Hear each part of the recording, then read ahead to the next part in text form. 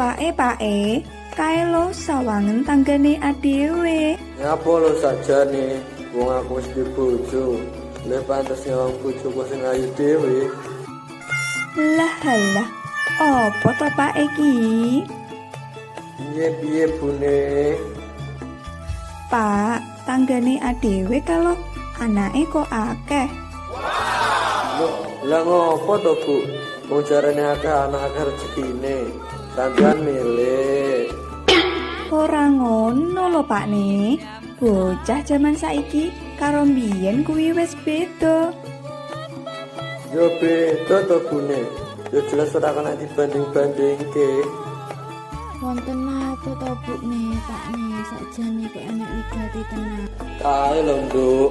Ibumu ngomong ning tanggane, dari anake kok akeh. Lah iya lho Nduk, nyatu anake kok akeh. Awak dhewe loro ae wis mandeg. Aku langsung dikongkon melu kabeh karo bapakmu. Loh, nyatu iya lho Bu, sampeyan melu kabeh kuwi akeh apike, contone nyegah anemia. Kae lho, Bune, anake omong sampean rungokne. Kuwi demi awake sampean sehat.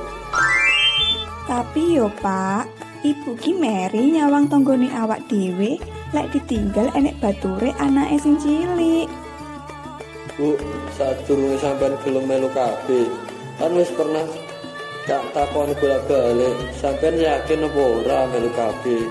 Aku ngongkon sampean ku yo ndak maksa, lek sampean keberatan yo ndak usah melu. Iya Pak, tapi piye yo?